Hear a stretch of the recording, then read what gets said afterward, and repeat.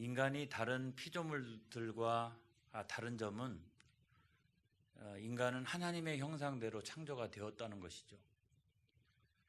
이것 때문에 인간은 존엄하다 또는 만물의 영장이다 그렇게 표현을 합니다. 죄가 들어와서 인간이 타락하고 난 다음에는 하나님의 형상이 훼손됐어요.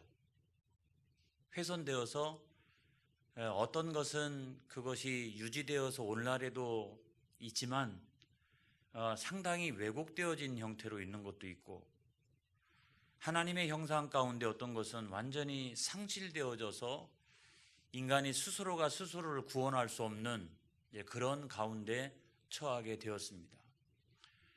근데 죄를 짓고 타락하고 난 다음에도 우리가 여전히 가지고 있는 그런 하나님의 형상, 그것들이 인간에게 주는 놀라운 특권이 있다는 거예요. 우리 가운데 있는 모든 인간에게 다 있는 그런 하나님의 형상, 여전히 유지가 되어지고 있는 그 하나님의 그 형상을 통해서 우리에게 주시는 하나님의 놀라운 특권이 있다. 그걸 가지고 오늘 이 시간에 함께 은혜를 나누고자 합니다. 그것은 세 가지인데요. 첫째는 뭐냐면 영생이 가능해졌다 이거예요. 영생이 가능해졌다. 영생이라고 하는 것은 영원히 사는 것이잖아요. 사람이 영원히 살 수 있나요? 사람은 마음으로는 영원히 살고 싶은데 현실적으로는 다 죽습니다. 죄의 삭은 사망이라 그렇게 했던 것처럼 영원히 사는 사람이 없어요. 다 누구든지 사망이 찾아오죠. 그래서 우리가 그거를 뭐라고 얘기하느냐? 육체의 죽음이라고 이야기한다. 육체의 죽음. 그런데 인간은 육체로만 구성이 되어져 있는 게 아니라 영혼이 있다. 이 영혼을 가지고 있는데 이 영혼의 속성 가운데 하나는 뭐냐면 영혼은 소멸되지 않는다.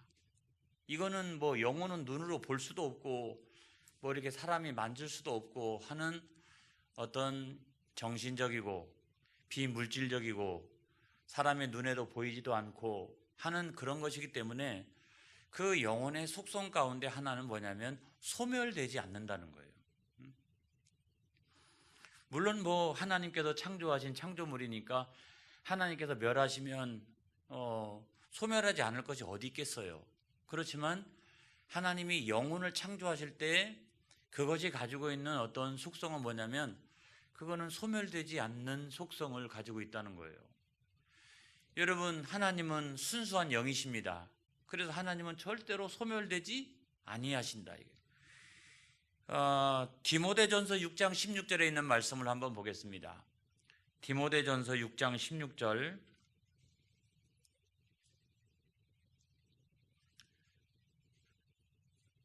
자, 앞을 보시고 다 같이 한번 읽어보겠습니다. 오직 그에게만 죽지 아니함이 있고 가까이 가지 못할 빛에 거하시고 어떤 사람도 보지 못하였고 또 볼 수 없는 이시니 그에게 존귀와 영원한 권능을 돌릴지어다. 아멘. 그랬어요. 그래서 하나님은 죽지 아니함이 있고 가까이 갈 수도 없고 하나님은 보이지도 않는 순수한 영이라는 거예요. 그러니까 하나님은 영존하시는 분이지 절대로 소멸이 안 된다는 거예요. 천사와 마귀도 영적인 존재이니까 마찬가지입니다. 천사와 마귀도. 그래서 누가복음 20장 36절에 있는 말씀을 보겠어요. 누가복음 20장 36절. 제가 미리 알려줬더니 아주 그냥 빨리빨리. 자, 다 같이 한번 읽어보겠습니다. 시작. 그들은 다시 죽을 수도 없나니 이는 천사와 동등이요 부활의 자녀로서 하나님의 자녀임이라 그랬어요. 자, 여러분, 하나님의 자녀가 영생을 누릴 수 있는 것은 천사와 동등함이요 또는 타락한 천사와 동등함이요. 그건 뭐냐면 영적인 존재라는 거예요. 그런 영적인 존재이기 때문에 천사도 소멸하지 아니하고 마귀도 소멸하지 아니하고 또 동등한 영적인 존재인 우리 인간도 절대로 소멸하지 아니한다. 그러니까 육체는 죽음이 찾아오지만 영혼은 영존한다. 이거를 여러분 믿으시기를 바랍니다. 그래서 또 뭐 영혼 지상주의 이러면 안 돼요. 제가 아까 분명히 말씀드렸어요. 시비를 걸지 않기를 바랍니다. 영혼도 하나님께서 창조하신 거기 때문에 하나님 마음대로 하나님 주권 안에 있다. 이걸 전제로 말씀드렸어요. 그럼에도 불구하고 영혼을 가지고 있는 영적인 존재는 소멸하지 아니한다. 모든 인간은 그런 특성을 가지고 있다. 이런 말이에요. 그런데 문제는 뭐냐면, 자, 모든 영혼은 영존하는 그런 존재라는 거죠. 모든 영혼은. 그런데 모든 영혼이 다 똑같진 않다는 거예요. 똑같진 않다는 거예요. 그리스도 예수 안에서 죄의 문제를 해결한 영혼, 그런 영혼은 영생을 하게 되는데 영복을 누리게 된다는 거예요. 그 다음에 그리스도 예수 안에서 그 죄의 문제를 해결받지 못한 그런 영혼은 영생을 하게 되는데, 영존하게 되는데 영벌을 받게 된다. 이게 여러분 다른 점이에요. 이게 다른 점이라는 거예요. 그래서 우리가 영생이라고 하는 것은 뭐냐면 영원히 행복한 상태가 되는 거예요. 그러니까 영생이라고 해서 영원히 사느냐 이것만을 갖고 이야기하는 게 아니라 영원히 살면서 영원히 존재하면서 가장 행복한 상태가 된다는 거예요. 그것이 바로 우리가 이야기하는, 기독교가 이야기하는 영생이라는 거예요. 그런데 영벌이라고 하는 것은 뭐냐면 가장 불행한 상태가 되는 거죠. 영원한 그 멸망이라고도 표현하고, 요한계시록에 보게 되면 두 번째 사망이라고도 표현합니다. 그래서 그거는 살아있는 것인데 두 번째 사망이라고 이야기하는 이유는 뭐냐면 살아있어도 죽음보다 못한 거예요. 그만큼 고통을 겪고 영원한 심판 가운데 거하게 되는 것이 영벌이라는 거예요. 그래서 우리가 크게 보면은 영생이라고 하는 것이 있고 그 다음에 영벌이라고 하는 것이 있다.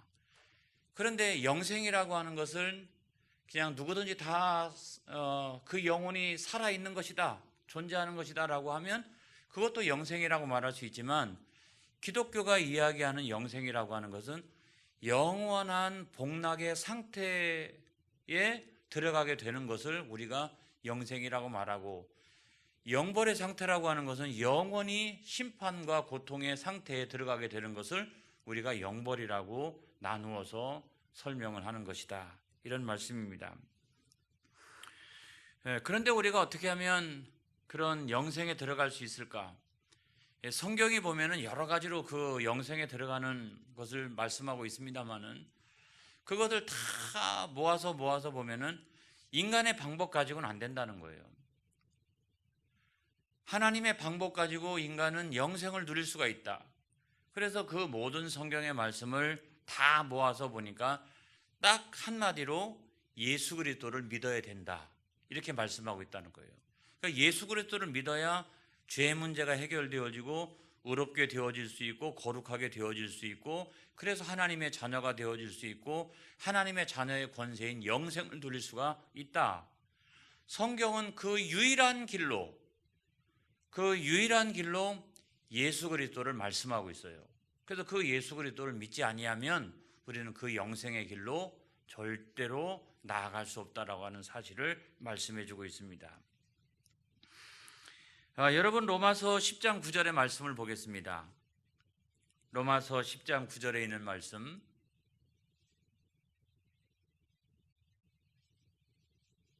로마서 10장 9절 다 같이 시작. 내가 만일 내 입으로 예수를 주로 시인하며 또 하나님께서 그를 죽은 자 가운데서 살리신 것을 내 마음에 믿으면 구원을 받으리라. 할렐루야. 그래서 믿어야 구원을 받는 거예요. 믿어야. 그거 외에는 다른 방법이 없어요. 그 다음에 고린도전서 1장 21절, 고린도전서 1장 21절 다 같이 한번 읽어보겠습니다. 시작.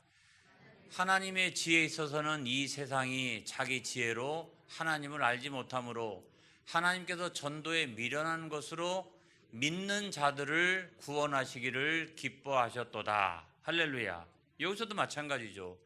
우리가 믿는 자들이 구원을 받는 거예요. 그 다음에 고린도전서 15장 2절, 고린도전서 15장 2절, 자, 읽어보겠습니다. 너희가 만일 내가 전한 그 말을 굳게 지키고 헛되이 믿지 아니하였으면 그로 말미암아 구원을 받으리라. 그래서 진실한 믿음을 가지고 있으면 반드시 구원을 받게 된다는 것이죠. 그 다음에 디모데후서 3장 15절, 디모데후서 3장 15절 읽어보겠습니다. 또 어려서부터 성경을 알았나니 성경은 능히 너로 하여금 그리스도 예수 안에 있는 믿음으로 말미암아 구원에 이르는 지혜가 있게 하느니라. 할렐루야. 똑 떨어지잖아요. 그리고 우리가 아주 잘 아는 유명한 말씀이 있습니다. 사도행전 4장 12절, 사도행전 4장 12절,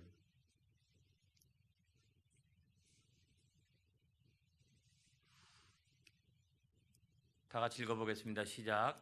다른 이로서는 구원을 받을 수 없나니 천하 사람 중에 구원을 받을 만한 다른 이름을 우리에게 주신 일이 없음이라 하였더라. 할렐루야.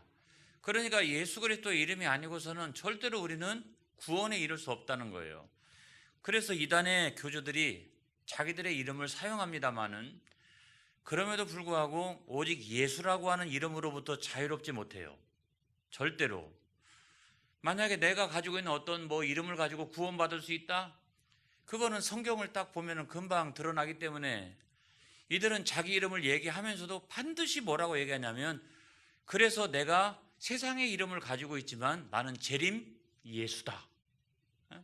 재림 예수라고 반드시 이야기하는 이유가 뭐냐면 성경의 다른 이름으로서는 절대로 우리가 구원받을 수 없다고 분명하게 말씀하고 있기 때문에 그 이름으로부터 자유롭지 못하는 거예요. 그래서 이단의 교주들도 다 예수의 이름을 사용하게 된다. 근데 여러분, 세상 사람들과 우리의 차이는 뭐냐? 세상 사람들은 영생이 가능성으로만 주어졌어요. 가능성. 영생할 수 있다. 왜냐하면 영혼을 가지고 있기 때문에. 그런데 진짜로 영생을 누리려면, 영생할 수 있는 특권을 가지려면 예수를 믿어야 됩니다, 여러분. 그런데 사람들은 영생할 수 있는 가능성만 가지고 있지 우리는 예수 그리스도를 믿기 때문에 우리는 가능성이 아니라 영생을 특권으로 가지고 있다는 사실을 믿으시기 바랍니다. 이게 중요한 거예요. 그러니까 우리는 예수 믿어서 영생을 특권으로 누리면서 살아갈 수 있게 되었다는 거죠. 이 사실이 엄청난 차이점을 이야기하고 있는 거예요. 그래서 그 영생을 특권으로 누리고 있는 사람은 어떻게 살아가야 되느냐? 첫째는 감사하며 찬양하며 그 영생을 주신 하나님의 은혜 앞에 또한 우리는 영광 올려드리며 그렇게 우리가 살아가고 그분의 말씀에 순종하고 또 세상에서 고난과 환난이 우리에게 찾아온다 할지라도 이와 같은 영생의 소망을 잃어버리지 아니하고 우리가 살아가야 되는 줄로 믿습니다. 뿐만 아니라 가능성으로만 가지고 있는 수많은 사람들에게 예수의 복음을 전하여 그 예수를 믿게 하고 내가 누리고 있는 특권을 동일하게 누릴 수 있도록 전도하는 것, 이것이 우리에게 있어서 가장 중요한 사명인 줄로 믿습니다. 할렐루야. 그 다음에 또 두 번째 특권은 뭐냐? 하나님과 영적인 교제를 나눌 수 있는 특권입니다. 예수 안 믿는 사람도 그 영혼을 가지고 있기 때문에 다 누구든지 하나님과 영적인 교제를 나눌 수 있는 가능성이 있어요. 가능성이 있어요. 하나님과 영적인 교제를 나눌 수 있습니다. 있어요. 여러분, 지금은 거의 없습니다만은 TV가 처음 우리나라에 들어왔을 때 가정들마다 다 안테나가 있었어요. 안테나가. 그렇죠? 안테나가 있었어요. 채널이라고 해봐야 2개, 서울 사람들은 3개, 채널이라고 해봐야 별거 없었어요. 그런데 시골로 가면 갈수록 그 주파수를 잡기가 어려워가지고 안테나를 이리 돌리고 저리 돌리고 감나무 쪽에다 묶어놨다가 또 뭐 다른 쪽에다 묶어놨다가 막 그냥 안테나를 옮겨 다니느라고 정신이 없었어요. 제가 그때 그 기억나는 그 가운데 하나가 이 KBS의 꽃피는 팔도강산 이런 게 있었어요. 꽃피는 팔도강산. 근데 그걸 엄청 좋아하셨어요. 아무튼 그 시간만 되면 그냥 쭉 앉아가지고 그걸 봤어요. 그런데 저희들은 영화를 좋아해서 늦은 밤 저녁이 되면은 MBC의 주말의 영화 뭐 이런 것들을 이렇게 봤던 기억이 납니다. 그런데 이게 그 주파수를 잘 잡을 수가 없으니까 또는 어떤 그 안테나 방향은 KBS는 잘 나오는데 MBC가 안 나와요. 또 방향을 바꿔놓으면 MBC는 잘 나오는데 KBS가 잘 안 나와요. 이럴 때마다 부모님들은 안방에 계시고, 그죠? 자녀들을 시켜가지고 그걸 돌리게 합니다. 그죠? 돌리게 해요. 나와요? 그렇게 얘기하면. 안 나와. 더 돌려봐. 그래. 그런데 그것도 주파수를 맞추는 선수가 있어요. 성질이 급하면 확휙 돌리니까 이게 잡을 수가 없어요. 근데 이거 안테나를 잘 돌리는 선수는 아주 예민하게 그거를 살짝 돌리고 거기 조금만 더 하면은 딱 세워놓으면 KBS든 MBC든 잘 나오게 되어 있죠. 그런데 저녁 무렵이 돼가지고 KBS 보다가 나중에 MBC로 바꿀라 치면은 또 다시 나가가지고 그 안테나를 돌리던 그런 기억이 납니다. 우리의 영적인 주파수라고 하는 것도 마찬가지라는 생각이 들어요. 하나님과 영적인 교제를 나누기 위해서는 하나님께 늘 초점을 맞추고 그 주파수의 방향을 거기다가 맞추고 있어야 하나님이 내 심령이라고 하는 화면 가운데 당신을 계시하시고 할렐루야 나타내 주시고, 그래서 우리는 그런 것을 통해서 하나님과의 영적인 교제를 나누도록 되어져 있다는 것이죠. 인간이 영혼을 가지고 있기 때문에 모든 인간들은 하나님과의 영적인 교제를 나눌 수가 있어요. 여러분, 타락 이전을 우리가 보면, 창세기 2장의 타락 이전을 보면 하나님이 세상을 창조하시고 에덴 동산을 지으셨어요. 그리고 인간의 손을 이끌고 그 에덴 동산에 살게 하시고 거기서 경작도 하게 하고 에덴 동산을 지키게 하고 그런 사명을 주셨어요. 그때에는 성경을 우리가 이렇게 읽어보면 하나님과의 교제가 제한이 하나도 없어요. 제한이.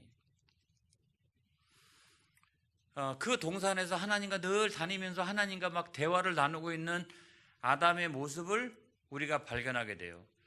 우리가 하나님을 명확하게 알고 하나님 앞에 나아가고 하나님과 대화를 나누는 데 있어서 아무런 제한이 없었어요. 제한이. 그런데 죄가 우리 가운데 들어오고 난 다음에는 하나님과 우리 사이의 교제가 제한이 있었습니다. 뭐가 문제가 돼요? 하나님의 형상을 상실하게 되니까 하나님을 아는 지식이 없어지기 시작합니다.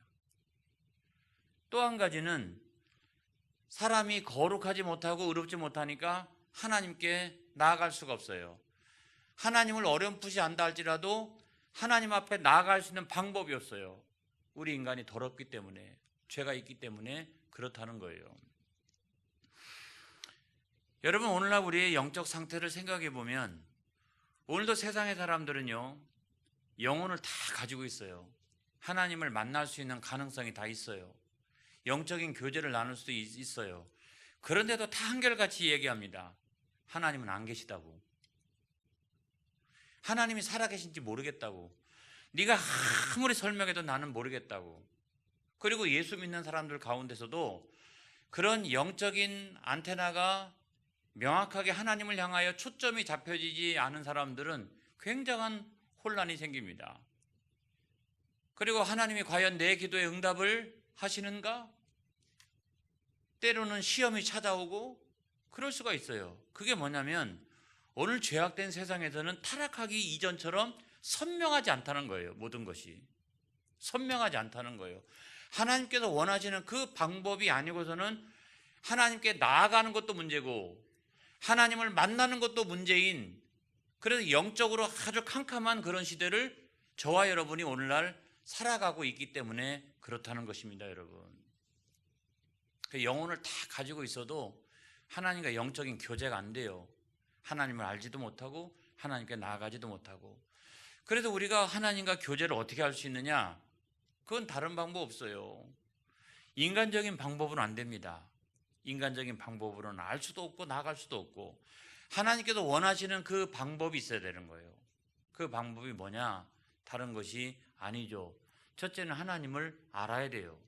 하나님 스스로가 당신을 계시해 줘야 우리가 하나님을 알 수가 있어요.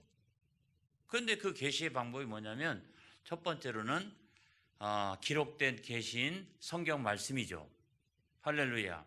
그래서 그 성경 말씀에 보면 우리가 하나님의 의에 이를 수 없는데, 하나님의 의에 이룰 수 있는 유일한 방법이 뭐냐면 예수 그리스도의 의를 덧입어야 된다. 내가, 그러니까 내 의 가지고는 하나님의 의에 이룰 수 없는데, 예수 그리스도의 그 완전한 의를 내가 덧입어 버리면 내 죄는 감춰지고 의롭다 칭함을 얻고 우리가 하나님 앞에 나아갈 수 있는 길이 열리는 것이다. 할렐루야. 이걸 믿으시기를 주님의 이름으로 축원합니다. 그것이 하나님께서 원하시는 그런 방법인 거예요. 그래서 하나님과 그런 그 교제도 일반 사람들은 그 교제를 나눌 수 있는 가능성이 있어요. 그리고 얼핏 뭔가를 봤대. 어떤 때는 무슨 음성도 들었대.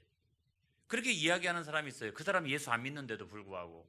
어떤 사고를 만나기 직전에 어떤 음성을 들었는데 그것이 계기가 돼가지고 교회로 나온 사람도 있어요. 근데 그것이 명확하지가 않는 거예요. 이게 하나님과의 교제에 혼선과 잡음이 너무너무나 많은 거예요, 여러분. 그런데 우리는 어떠냐?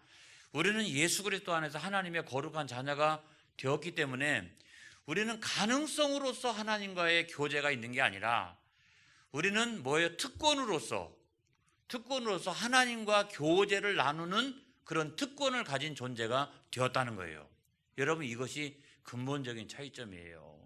그래서 그런 은혜를 주신 하나님 앞에 우리가 감사해야 되고, 또 어떻게 해요? 말씀에 순종해야 되고, 우리가 기도하는 가운데 그 특권을 사용해야 되고. 할렐루야. 그래서 가능성으로 있는 것을 우리는 특권으로 가지게 되었나니 하나님 앞에 영광 올려드리는 저와 여러분이 되어지기를 바랍니다. 그 다음에 또 세 번째로 보면 만물을 통치할 수 있다, 이거예요. 자, 우리 인간을 창조하실 때 하나님 형상대로 창조했죠. 그리고 하나님 형상대로 창조하자마자, 오늘 성경 말씀이에요. 오늘 본문의 말씀. 창조하자마자 하나님이 그들에게 복을 주시며 하나님이 그들에게 이르시되 생육하고 번성하여 땅에 충만하라. 땅을 정복하라. 바다의 물고기와 하늘의 새와 땅에 움직이는 모든 생물을 다스리라 하시니라. 자, 하나님의 형상대로 창조하고 난 다음에 그 다음에 곧바로 만물을 다스리는 통치권을 우리 가운데 주셨어요. 그 통치권이 대단합니다, 여러분. 그래서 우리가 타락하기 이전에 통치권은 얼마나 대단했느냐?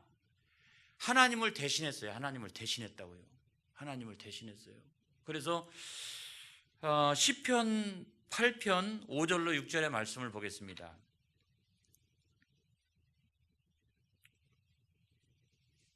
시편 8편 5절로 6절에 있는 말씀을 한번 보겠습니다.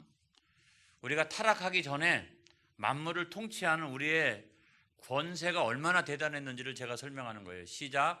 그를 하나님보다 조금 못하게 하시고 영화와 존귀로 관을 씌우셨나이다. 주의 손으로 만드신 것을 다스리게 하시고 만물을 그의 발 아래 두셨으니. 할렐루야. 그래서 만물을 다 다스리는 권세를 주시고 만물을 그의 발 아래 두셨다는 거예요. 그래서 어떻게 보면 선악과를 따먹는 것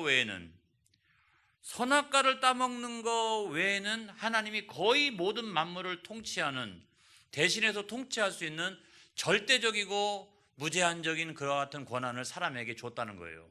그런데 문제는 뭐냐면 죄가 들어오고 타락하니까 그런 권한을 줬다가는 큰일 나잖아요. 안 그래요? 그런 권한을 줬다가는 난리가 납니다. 그래서 그때부터는 만물을 통치하는 권한이 제한돼요. 제한돼요. 그래서 우리가 예를 들어 보면 뭐가 제한됐느냐 보면 우리가 때때로는 만물을 내 탐욕과 욕심대로 마음껏 할 수 있죠. 그렇죠? 막 수확해가지고 거둬들일 수도 있고 하늘의 새, 바다의 물고기 마음대로 우리가 잡아서 먹을 수도 있고 그럴 수 있어요. 그런데 또 다른 하나는 뭐냐면 타락하기 전과 후가 뭐가 다르냐? 자연의 재해. 이거 인간이 상대 못해요. 그렇죠? 이 자연의 어떤 거대한 힘, 이것들을 상대 못합니다. 그리고 인간들보다 더 센 동물들을 경외하기 시작하죠. 그리고 해와 달과 별들을 숭상하기 시작합니다. 그러니까 예전에는 그거를 다 다스리고 통치하고 그렇게 했었는데 어느 순간에 그 통치할 수 있는 그 권세가 제한되다 보니까 해와 달과 별과 나보다 훨씬 더 힘이 세거나 아니면 뭐 역사가 오래된 나무거나 이런 것들을 경외하기 시작하고 사람이 오히려 다스리는 게 아니라 그것을 우상으로 상당한 역사의 기간 동안 섬겨왔다는 거예요. 왜 그럴까요? 만물을 다스릴 수 있는 그 권세가 제한됐기 때문에 그런 거예요. 제한되었기 때문에. 그럼에도 불구하고 오늘날 우리는 예수 믿어서 하나님의 거룩한 자녀가 된 줄로 믿습니다. 그래서 우리에게는 놀라운 권세가 있어요. 회복된 권세 가운데 하나는 뭐냐면 만물을 통치하는 권세가 회복되어지는 거예요. 우리는 그런 특권이 있어요. 그래서 우리가 자연적인 현상을 놓고서 쫙 멈추게 하여 주옵소서, 뭐 비를 그치게 하여 주옵소서, 뭐 바이러스가 종식되게 하여 주옵소서, 막 그거를 우리 위하여 기도하면 세상의 사람들은 그렇게 생각해요. 저 웃긴 놈들이라고. 왜냐하면 그건 자연적인 현상들이지 너희가 기도한다고 되는 것이 아니라고 생각을 합니다. 그런데 문제는 그게 아니에요. 만물은 다 하나님의 권세 아래 있어요. 우리가 상실되어 버리는 만물을 통치할 수 있는 그 권세와 능력이 예수 그리스도 안에 회복되어지는 거예요. 그러니까 우리는 기도하는 것입니다. 하나님 아버지 회복되게 하여 주옵소서.